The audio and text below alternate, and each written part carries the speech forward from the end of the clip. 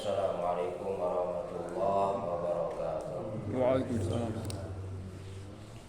Hamdan wa syukrulillah, Allahumma sholli ala sayyidina Muhammad wa ala ali sayyidina Muhammad. Rabbi shrah li sadri wa yassir li amri wa hlul 'uqdatam min lisani yafqahu qawli. Rabbi zidna ilman nafi'a wa rzuqna fahma wa amalan mutaqabbala wa alhiqna bis sholihin. Amin.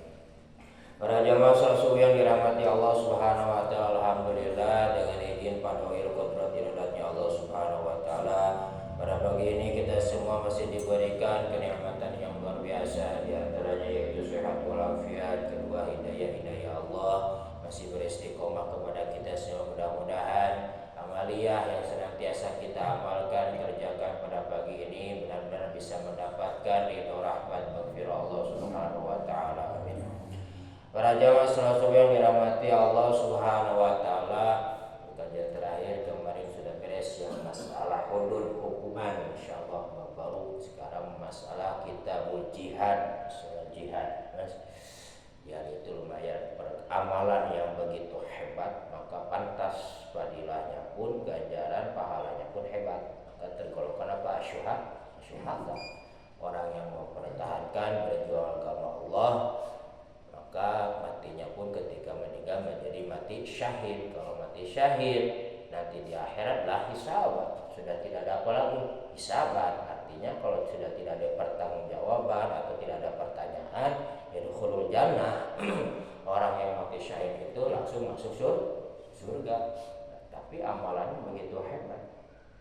Dikata baginda Rasul dulu itu ketika perang Badar, padahal perang Badar itu dahsyat ya, umat muslim cuma sedikit, 315 sampai 317 orang melawan 1000 orang lebih, tapi disebutkan perang kecil. Padahal itu umat muslim sedikit, kafir besar. Tapi kecil, yang paling besar itu apa? Jihad nafsi, melawan hawa nafsu, itu paling berat. Perang yang paling hebat maka mungkin dari kita, yaitu yang paling jihad untuk kita paling itu melawan hawa nafsu kita. Kalau pengen jihad ada tempatnya sekarang di mana? Palestina.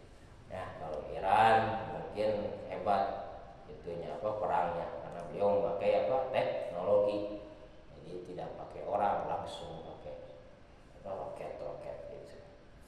Nah, kalau misalnya pengen berjihad, pengen ke Palestina, ada syaratnya ya, tidak seenaknya langsung berangkat. Nah, ini persyaratannya diantaranya wasyara itu wujubul jihad. Persyaratan kalau kita ingin ikut berjihad itu sabu khisalin, ada 7 perkara. Otomatis al-islamu, pertama harus beragama Islam karena membela agama Allah. Bagaimana nih kalau misalnya muslim atau bukan Islam tapi membela agama Allah?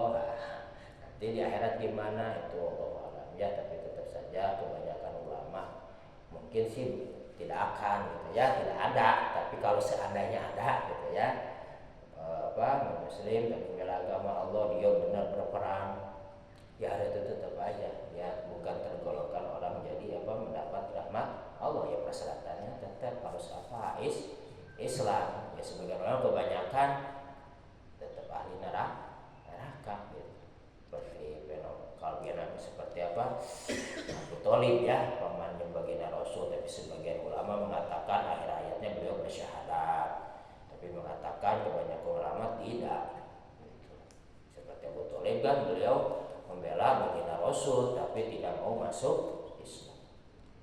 Wal bulugh kedua, kalau kita pengen berjihad itu otomatis sudah balik ya, maka tidak sah kalau anak kecil itu melaksanakan jihad. Otomatis kalau anak kecil itu tidak punya strategi untuk melawan terutama orang-orang kafir.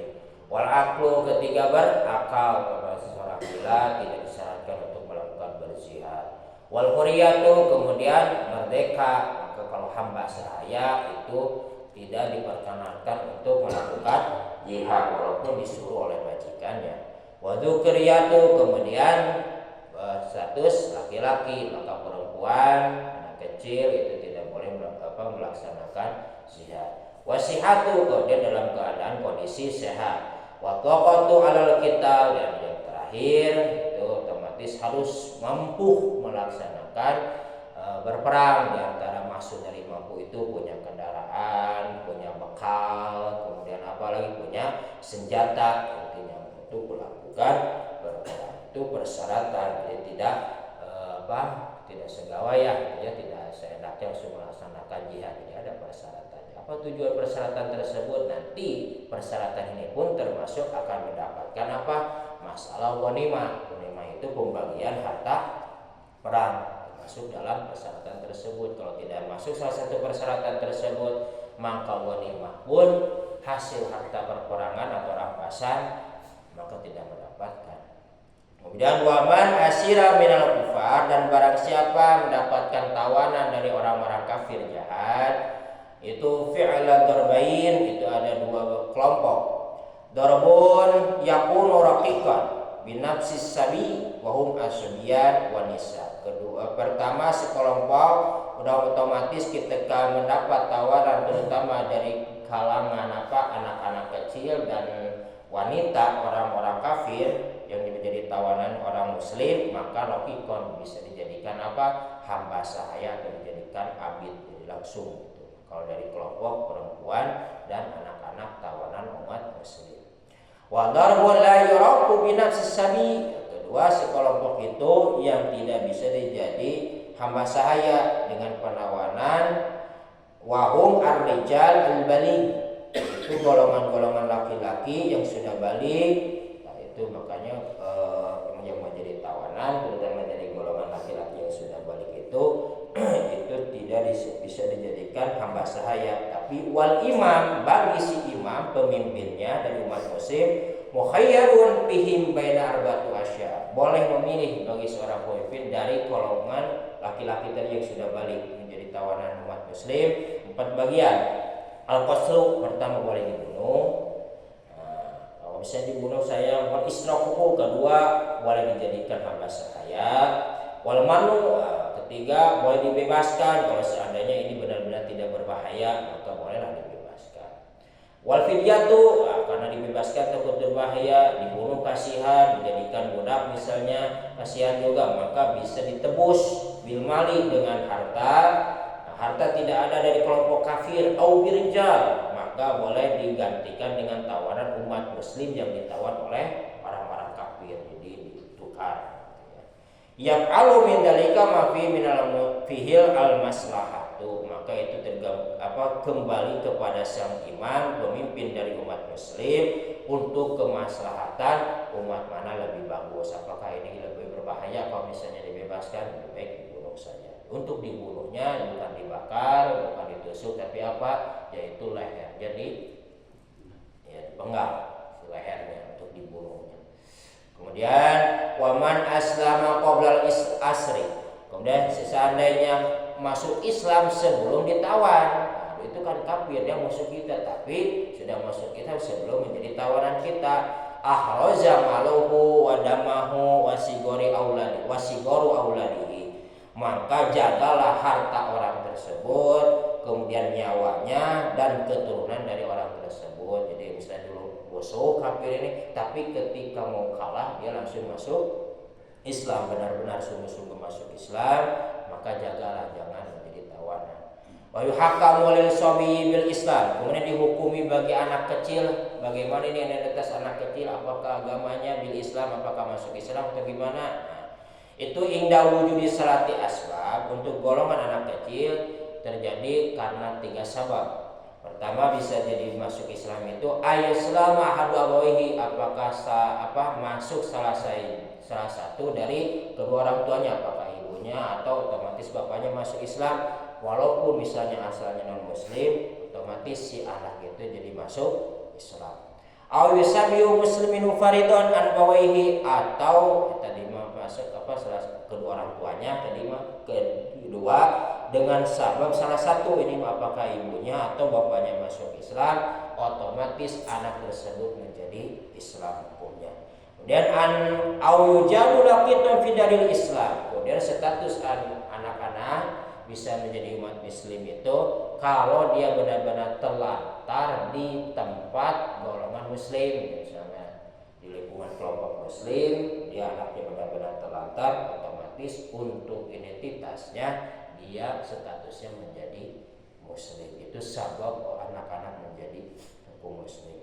Rasul Muhammad qatala qatilan, kemudian masalah membunuh ya, pembagian salam, ada salam ghanimah. Kalau salam itu diberikan kepada orang, kita bisa bunuh si A.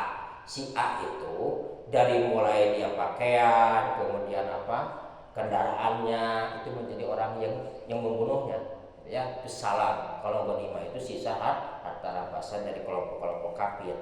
Nah, untuk pembagiannya waman qataliyan utiya salabahu, itu diberikan kepada orang yang membunuhnya tadi, dari mulai pakaiannya, ini kendaraan pakai kuda, kudanya milik dia, kemudian topinya, pedangnya milik, itu salam namanya, khusus bagi yang membunuh. Kemudian waktu qasimu al-ghanimah, masalah pembagian ghanimah harta rampasan bekas perang. Pada dalika setelah mengeluarkan salam, jadi salam itu yang tadi sudah dikhususkan, sudah misalnya ini berapa orang yang membunuh, bisa 3 orang, ya, harta yang 3 orang itu yang dipakai tadi khusus dulu, salam dulu dipisahkan yang dibunuh-bunuhnya. Kemudian ada sisanya nih hartanya dari kelompok-kelompok kafir tersebut, maka dibagikan, disebut ghanimah. Ala khamsati akhmasin, itu dibagi 1/5. Wa yu'ta arba'atu akhmasiha, dan diberikan 4 dari 1/5 itu liman syahidal awaqa'ata, bagi orang yang hadir di perang, di medan perang. Wa yu'ta lil farisi salah satu ashamin walirijali sahmun, untuk yang punya kendaraan bagi kuda itu mendapatkan 3 bagian, yang 2 bagiannya untuk yaitu kendaraannya, untuk pengurusan kuda. Kalau dulu mungkin, kalau sekarang mungkin untuk pengurusan misalnya seperti tank ya, kemudian sekarang roket. Nah, itu 2 bagian untuk pengurusan masalah pembiayaan logistik ya, perang. Lirijali, untuk orangnya itu sahmun 1 bagian.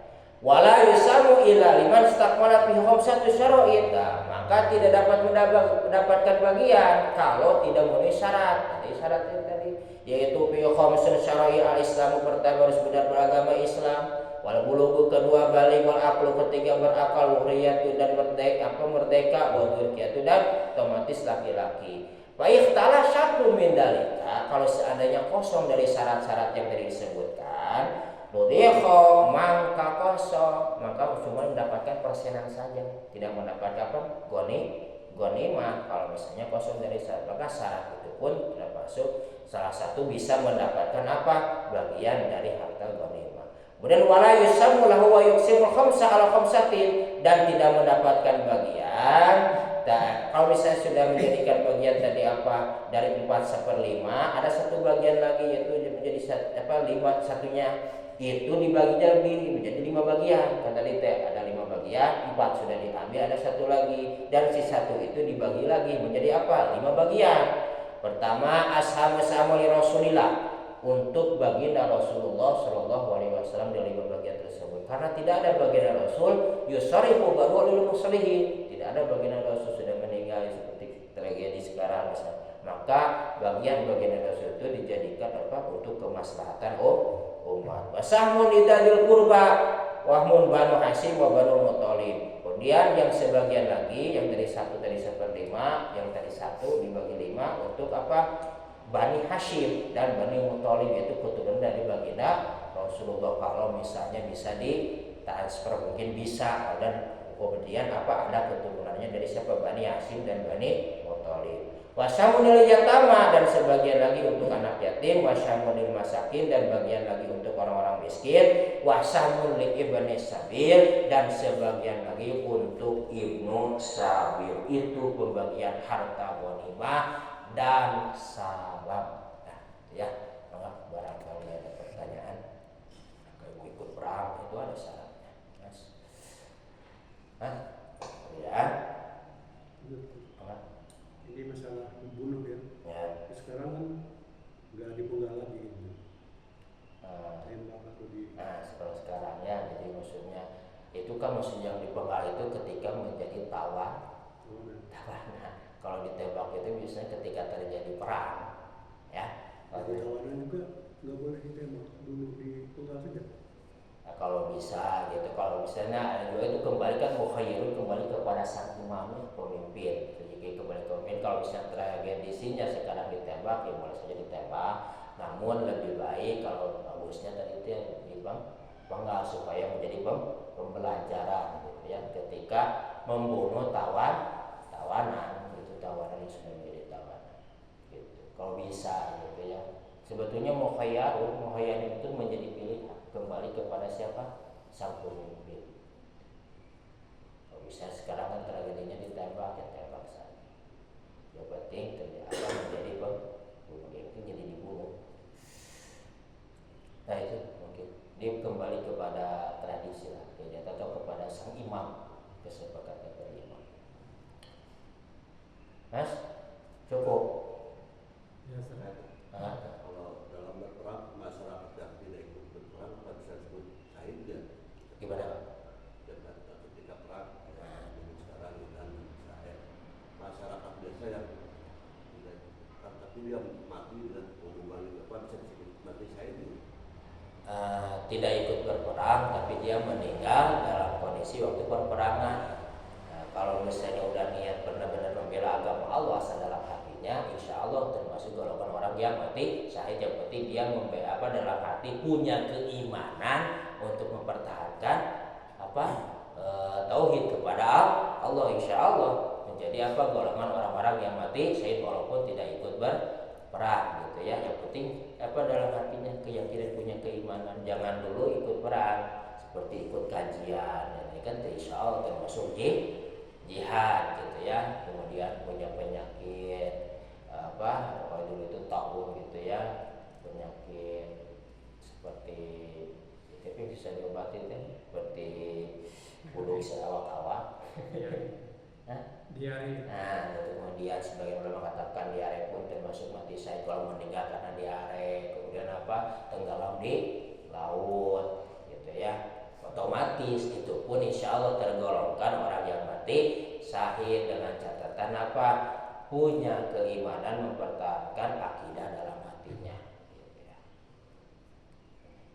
Namun itu tujuan persyaratan itu berperang itu kalau benar dia menjadi anggota militernya tadi akan mendapatkan ghanimah bonusnya gitu. Jadi pengertian dari jihad itu membela agama Allah. Iya, gimana membela negara? Bela negara juga termasuk Sama, membela ya kesekutuan kelompok itu termasuk jihad fisabilillah gitu, termasuk membela negara ya. Negara seperti kita kan membela sesama umat muslim di Palestina. Bukan itu pun di samping ini kan membela kenegaraan ya, kewawasan. Jadi yang mati syahid itu katanya disambut oleh bidadari. Salah satu bidadari yang tercantik katanya. Aina Mardiah itu betul kan? Insya Allah ya, kalau mencoba ya mungkin Mas meninggal dulu malah gitu. Tapi kalau tapi insya Allah sudah ada ya keterangan itu hadis Rasulullah ya, bahwa Rasulullah tidak akan berbohong gitu ya. Kalau sudah mati syahid itu insya Allah akan disambut oleh bidadari. Termasuk syahid yang lain Ustaz. Selain perang gitu. Termasuk syahid yang lain gitu. Kategori yang tenggelam tadi apa juga. Insya Allah pokoknya tergolong kan orang mati syahid. Sebetulnya udahlah hisabah itu sebetulnya sudah keuntungan yang luar biasa ya. Sudah tidak ada hisabah itu, karena yang lebih mengerikan hisabah. Dari hal-hal kecil kita akan dipertanyakan, itu yang lebih berat. Maka sudah lah hisabah, sudah tidak ada pertanyaan dari Allah pun itu keuntungan yang luar biasa gitu. Kita harus bersyukur kalau misalnya sudah ada hisabah. Tak untuk masalah kategori penyambutan, masalah bidadari dan lainnya ya, kategori dan suka termasuk dalam hadis Bukhari itu ada ini ya. Insya Allah itu juga karena tidak akan bohong. Tadi Ustaz bilang bahwa syahid yang paling Berat itu yaitu syahid yang memerangi hawa nafsu. Contohnya Ustaz? Ya, melawan hawa nafsu, membelokkan dari hal buruk menjadi hal baik itu biasanya perkara yang berat seperti ini. Kita ada kajian, mungkin yang lain pun tahu ada kajian, kadang-kadang berat melangkah itu kan melawan hawa nafsu ya. Berperang pun sama melawan hawa nafsu, dan itu sama awalnya melawan hawa nafsu, artinya dari hal yang jelek menjadi apa? Menjadi hal yang baik, yaitu melawan hawa nafsu itu dibelokkan ya, dari jelek menjadi baik gitu ya, bukan melawan hawa nafsu dihabiskan nafsunya, karena kan kita ada kajian itu kan harus ada nafsu juga. Nafsu apa? Yaitu mencari ilmu, dibelokkan melawan hawa nafsu itu. Berarti kita tahu itu betul, misalnya di Alisan itu ada kajian setiap minggu Senin atau tiap subuh ya, misalnya tiap subuh. Kadang kan kita suka berat nih untuk melangkah, itu melawan hawa nafsu. Berjamaah subuh tahu padilahnya, terutama sholat sebelum sholat subuh itu tahu padilahnya begitu hebat. Kadang-kadang berat melangkah berjamaahnya, itu melawan hawa nafsu. Itu tadi kan ada yang wanita, anak-anak dan cewek itu ya. Itu seolah Islam yang menyerang ke situ ya, zaman dulu. Enggak, intinya kan mungkin awal anak-anak juga perang sama lawannya, sama lawan Islam waktu itu. maksudnya gimana? Karena tadi ceritanya kalau ini perang itu kan ada dua, ada yang diserang, Ya. umat Islam yang diserang, seperti dulu waktu bikin lubang di sekitar Madinah, gitu kan? Ya. Nah, ada lagi yang orang Islam menyerang pada waktu zaman Romawi. Ya. Apa itu hukum itu berlaku yang mana? Soalnya kan kita pernah lihat sejarah. Kita pergi ke beberapa tempat itu ada yang sampai masuk dalam gua.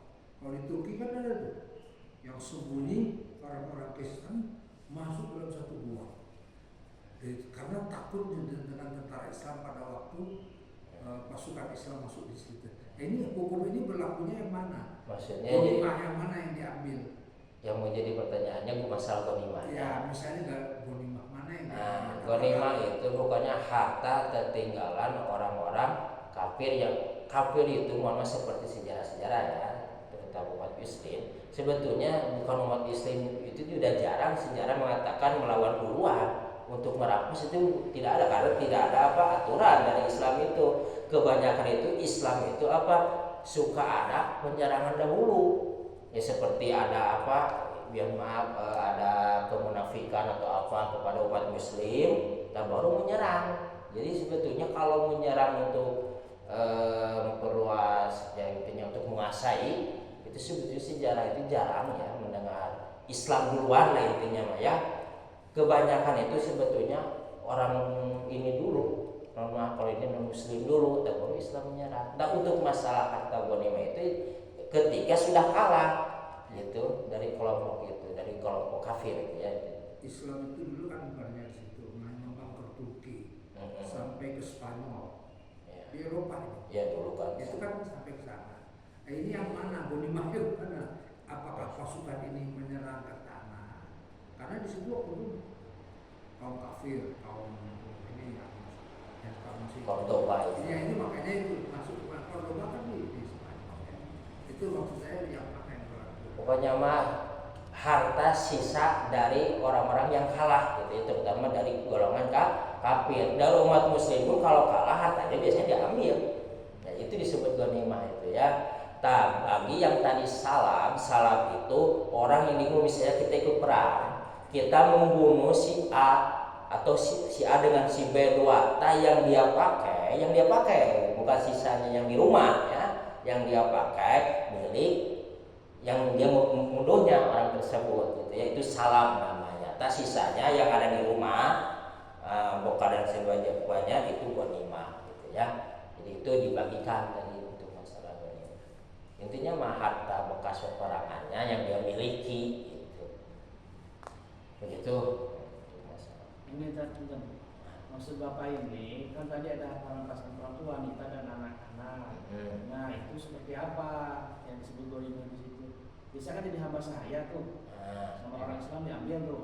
Itu bukan ghanimah, namanya tawanan itu aja ya, sabi namanya ya, tawanan. Ya, untuk masalah tawanan, jadi kan sudah jelaskan, kebanyakan itu kalau zaman dulu itu, terutama anak-anak dan perempuan udah aja jadi lokikon, menjadi hamba sahaya mengikuti jadi kepada umat muslim. Dan untuk kondisi si anak biasanya itu kembali lagi biasanya kepada yang memilikinya. Misalnya bapak ikut perang, kemudian mendapatkan nih anak 2, itu kembali lagi ke bapak. Apa kamu memerdekakan dia menjadi bebas atau kamu menjadi anak akad? Yang penting bapak sudah mendapatkan dari anak tersebut, sabi tersebut, ya bukan bagaimana namanya di tawaran tersebut. Jadi kembali kepada yang saya bayangkan itu kok tahu-tahu ada anak-anak di medan perang. Ini kan mas kondisi anak. Justru pasukan Islam itu masuk ke tempat kaum musyrikin tadi, masuk ke negara musyrikin tadi, sehingga di situ ada anak-anak,